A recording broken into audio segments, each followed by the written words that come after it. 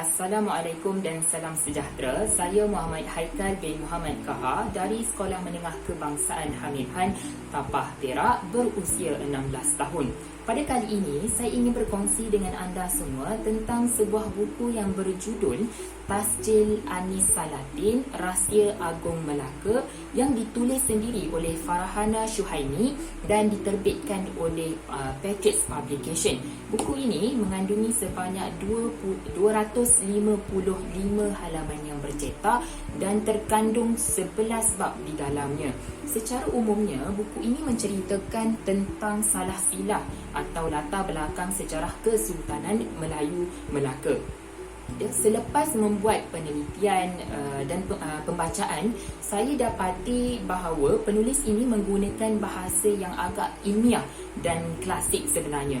Dan saya mensyorkan anda atau menyarankan anda supaya membaca dengan teliti dan memberi perhatian yang lebih terhadap pembacaan anda supaya anda dapat apa yang cuba disampaikan oleh penulis buku ini. Manakala dari segi gaya penulisan buku ini ditulis, ialah penulis cuba melontarkan idea-idea beliau secara point to point atau secara terus terang, di mana point tersebut akan dipecahkan, diterangkan dengan jelas dan terperinci dalam bentuk perenggan yang agak pendek, dan malah dalam setiap perenggan akan disertakan juga dengan sumber rujukan.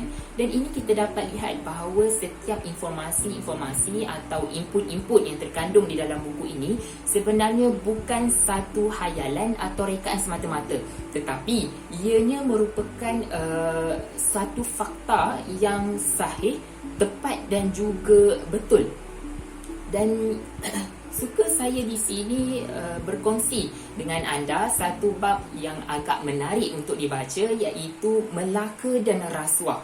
Dan terdapat pelbagai siri cerita atau peristiwa yang berkenaan dengan rasuah, dan saya memilih satu peristiwa, iaitu rasuah menjadi penyebab kepada Bendahara Tun Mutahid difitnah, malah dihukum mati. Secara ringkasnya, perjalanan cerita ini bermula apabila terdapat seorang pedagang yang agak terkenal di Melaka yang dikenali sebagai Raja Mendelia. Dan sebenarnya Raja Mendelia ini mempunyai perasaan iri hati dan perasaan dengki terhadap bendahara. Dan apa yang beliau lakukan? Beliau memberi suapan atau rasuah kepada Laksamana Koja Hasan dalam bentuk emas, pakaian yang mahal dan juga permata.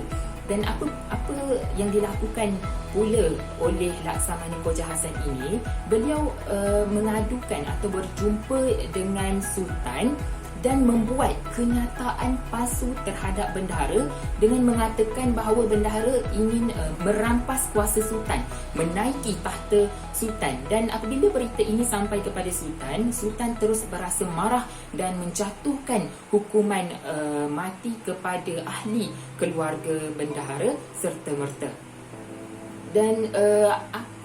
Dan mesej yang cuba disampaikan oleh penulis ini dalam konteks ini ialah janganlah sesekali kita melibatkan diri secara langsung dalam aktiviti-aktiviti rasuah ini. Tidak kiralah dari aspek pemberian, dari aspek penerimaan atau dari aspek orang tengah sekalipun. Dan umum ketahui bahawa rasuah ini mampu memberikan impak yang sangat negatif atau implikasi yang sangat teruk kepada individu, kepada masyarakat dan juga kepada negara. Dan ini dapat menimbulkan suasana kacau bilau, huru-hara dan ketidaktentraman dalam sosial masyarakat kita. Dan ini yang kita tidak mahukan.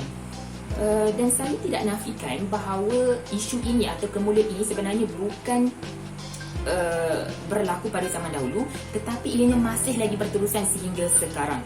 Dan antara usaha-usaha kerajaan kita dalam menangani isu ini adalah dengan menubuhkan satu badan organisasi, iaitu SPRM, Suruhanjaya Pencegah Rasuah Malaysia, yang dipertanggungjawabkan untuk melenyapkan atau mengatasi isu ini dalam kalangan masyarakat kita.